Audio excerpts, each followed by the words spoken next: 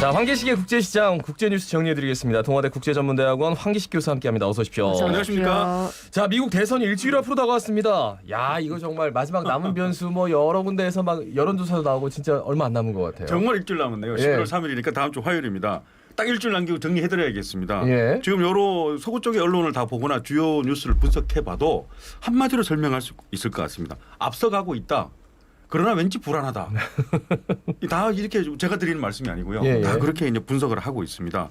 앞서가는 거는 맞거든요. 지금 격차가 한 8% 정도 포인트 계속 유지하고 있습니다. 예. 51% 정도고 트럼프 대통령은 트럼프 후보는 43% 정도거든요. 앞서가고 있잖아요. 예. 그리고 TV 토론, 2차 TV 토론도 별 뭐 문제 없이 네. 뭐 그런 대로 잘했다라고 하고 있거든요. 그리고 사전 투표도 막 그 시끄러운 거에 비해서는 지금 뭐 무난하고요. 투표율도 바이든 후보에게 유리할 것 같아요. 지난 선거는 한 55% 정도였는데 지금 한 10% 이상 올라갈 거라고 얘기하거든요. 그러니까 본인에게 유리하다고 본단 말이에요. 당선 확률은 지금 주요 언론은 대부분 다 85%, 87% 보거든요. 예, 예. 근데 왜 불안하냐? 왜 불안하냐? 경합주 때문이거든요. 힐러리 바로 4년 전에 힐러리 악몽이라고 하거든요. 힐러리 나이트메어. 네. 힐러리 전 후보도 지금 언론에 나와가지고 그런 일이 4년 만에 다시 벌어지면 안 된다고 하거든요. 경합주가 불안해요. 경합주가 6개 주인데 경합주가 스윙 스테이트라고 하잖아요. 근데 스윙 스테이트는 공식적인 용어고 지금 미국적 언론을 보면 배틀그라운드라고 하거든요. 전쟁터라고 하거든요. 스윙 스테이트라는 단어는 잘 안 써요. 공식적인 단어고. 배틀그라운드. 예. 예. 그런데 이 경합주가 지금 여기에 걸려 있는 대의원 수가 101명이거든요. 지금 바이든 후보가 실제 한 210명 정도를 이미 확보했다고 분석이 되고 있고 그럼 트럼프는 120명 정도 확보했다고 하니까 2배 이상 앞서가고 있잖아요. 예, 예. 그 남아있는 대의원 수는 200명이거든요. 예, 예. 그중에 이 경합주가 101명이에요. 이 경합주를 누가 차지하느냐가 중요하거든요. 트럼프 대통령이 그걸 정확하게 알고 있어요. 경합주에서는 여론조사가 8%가 아닙니다. 1% 아니면 2% 차이예요. 오차 범위이기 때문에 힐러리 악몽이라는 게 뭐냐 하면은 일주일 전에 4년 전에 힐러리 당선 확률이 87%. 경합주에서 4% 이상 리드. 그런데 그 6개 경합주에서 막상 개표를 해보니까 전부 다 0.5% 차이로 싹 다 졌어요. 예, 예. 대의원을 101명을 싹 뺏겼습니다. 이게 지금 4년 만에 다시 재현될 거라는 그런 분석이 아직까지 유효하기 때문에 예, 예. 불안하다는 것입니다. 트럼프 대통령도 지금 사전 투표했습니다. 아, 했어요? 예. 아니, 근데, 본인은 사전 투표하면은 그 믿을 수 없다고 그러더니 본인이 사전 투표했어요? 근데 그 바로 경합주에서 가장 큰 주인 플로리다 가서 주소지를 그쪽으로 옮겨서 플로리다에서 한 표 행사했습니다. 아. 네. 왜 거기 사는지 아시겠죠? 예. 네. 그렇죠. 많으니까. 아니 근데 지금 이 코로나19 유럽도 너무 지금 확진자가 많이 늘어나고 있고 예. 미국도 막 많이 늘어나고 지금 뭐 어마어마하던데 그런데 이 와중에 또 트럼프 대통령도 연일 뭐 무슨 의사들이 잘못 뭐 해서 그렇다는 또 그런 이야기를 하고 있던데 이 와중에 또 미 보건부 장관이 한국 코로나 이 대응 사례가 사실은 뭐 군 동원해갖고 다 체포해서 뭐 그런 거다 뭐 이런 말도 안 되는 말을 했더라고요. 그렇게 하면 안 되죠. 미국의 그 현직 보건복지부 장관인데요. 알렉스 에이자 장관 이 사람 왜 이런지 모르겠네요. 트럼프 대통령이 너무 아끼는 측근이라고 해서 대만에 자기 본인의 메시지를 가지고 과감하게 또 특사로 파견하고 그랬잖아요. 그렇죠. 네. 그 이제 윗사람 닮아가는 것 같아요. 이게 미국은 코로나 대응에서 아무 문제가 없다. 미국 방식으로 잘 한 거고. 그러면 CNN에서 좀 공격적으로 질문했거든요. 계속 네. 그렇게 대답을 하니까 구체적으로 아니다. 한국처럼 잘한 데는 인구 100만 명당 사망자가 한 10명밖에 안 되는데 미국은 100만 명에 사망자가 700명이 되는데 자꾸 미국 정책이 잘했다고 하느냐.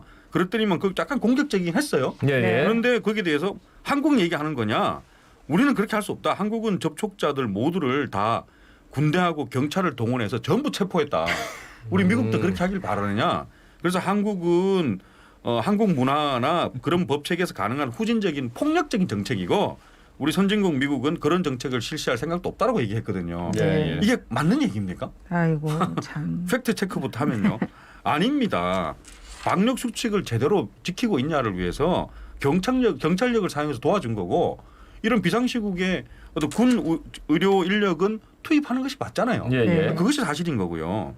아무래도 이해할 수는 있지만요. 미국이 지금 아까 말씀하신 것처럼 아침에 말씀하신 것처럼 8만 명 넘어가고 있는데 네. 이걸 부각시켰을 경우에는 일주일 남은 대선에 완전히 절대적으로 불리하죠. 대통령이 불리하기 때문에 그렇게 이해하겠지만 오바마 지난주에 마음 그냥 진짜 마음 후련하게 한마디 해줬습니다. 지원 뉴스 중에서 바이든 지원 뉴스 중에서 한국은 정부가 자기 할 일을 철저히 했기 때문에 그렇게 코로나 바이러스가 사망자를 낮췄고 예. 미국은 정부가 할 일을 하지 못했다. 이것이 정답이라고 얘기했습니다. 오바마 연설이 정답인 것 같습니다. 예, 예. 이 부분만큼은 그러게 말입니다. 아니 이거 이런 얘기 들으면 한편으로 그런 생각 들어요. 야 한국이 진짜 이슈는 되는구나 어디에서 계속 자꾸 물어보니까 그죠 정치인들이. 예시로 자꾸 들죠. 케이스. 그러니까. 잘하는 예시로 네. 들고 있습니다. 네. 자 터키 프랑스 간의 갈등이 격화되고 있습니다. 터키 대통령이 마크롱은 정신 감정부터 받아라 이렇게 공개적으로 독서를 막 쏟아냈어요. 이게 종교적인 갈등 때문이라고요? 그렇습니다. 지난주에 우리가 프랑스에서 큰 사건이 있었습니다. 역사 교사가 그렇죠. 길거리 참수를 네. 당하는 일이 있었는데 그 후로 지금 마크롱 대통령은 어떤 정책을 쓰고 있냐면 반이슬람 세계의 수장 같은 행동을 하고 있거든요. 강력한 발언을 계속하고 있고 히잡도 전부 금지시키고 하여튼 무슬림의 극단주의와 나는 싸우는 수호신처럼 이렇게 행동을 하고 있거든요. 네, 예. 근데 거기 반대편에서 있는 사람이 터키의 에르도안 대통령, 현지 대통령입니다. 예. 내가 이슬람의 수호신인 역할을 자처하고 있거든요. 그럼 당연히 공격의 타겟은 마크롱 대통령이 되는 것입니다. 이슬람의 적이라고 그러고 실제로 인터뷰를 하는데 인터뷰가 생중계됐어요. 예. 되는데 다른 단어는 못 알아듣겠더라고요. 근데 그 단어는 알아듣겠습니다. 마크롱 이렇게 멘탈 체크 해라. 멘탈 체크라는 단어는 알아듣겠더라고요. 그래서 실제로 이렇게 얘기하는구나. 그걸 심각합니다. 물론 이해는 할 수 있습니다. 마크롱 대통령이 지금 인기를 유지하는 가장 첫 번째 정책이 뭐겠습니까? 지금 지난주에 그런 사건이 있었으면은 가장 강력한 그런 반무슬림 정책을 해야 자국 여론을 무마하고 그렇죠. 인기를 유지할 수 있거든요. 예, 예. 그럼 그 반대편에 있는 터키 대통령도 마찬가지입니다. 네. 그 무슬림의 어떤 수호신처럼 행동을 해야 자국 여론을 달랠 수 있거든요. 예, 예. 그런데 그렇게 한 것 치고는 지금 너무 결과가 심합니다. 마크롱 대통령 가만히 있을 수 없죠. 그렇게 자기를 멘탈 체크하라고 했는데 지금 터키 주재 프랑스 대사를 소환했습니다. 이거는 작은 문제는 아닙니다. 외교관에서. 그렇죠. 그런데 또 터키를 중심으로 한 무슬림 국가에서는 프랑스 제품 철저 불매 운동을 벌이고 있습니다. 그래서 이거는 상당한 타격이 있을 거라고 예상이 됩니다. 예. 하여튼 정치인들의 수사가 굉장히 중요한 부분이 있는데 글쎄요 이거는 무슬림의 문제가 아니라 그 극단주의적인 그 문제인데 하여튼 정치인들의 수사에 이렇게 왔다 갔다 하는 세계가 여기만 있는 게 아니고 뭐 미국도 그렇고 굉장히 좀 시끌벅적하네요. 그러니까 자꾸만 이런 뭐 종교도 그렇고 인종도 그렇고 뭐 정치적 견해도 그렇고 너무 정치인들이 요즘은 좀 나서가지고 너무 좀 분열시키는 경향이 있지 않나 그런 생각이 들어서 네네. 씁쓸합니다. 예.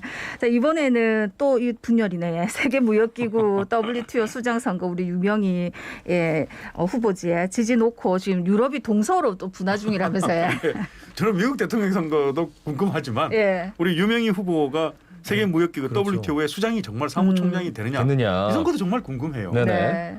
근데 지금 거의 다 됐습니다. 이제 거의 막바지까지 다 왔고 지난 시간에 말씀드렸는데 이거는 국가별의 선호도를 조사한 다음에 어쨌거나 발표할 때는 투표 결과로 당신은 몇 표, 당신은 몇 표가 아니고 합의제로 발표를 하게 예, 돼요. 예. 그러니까 지금 한참 국가별의 선호도를 조사합니다. 이번 주까지.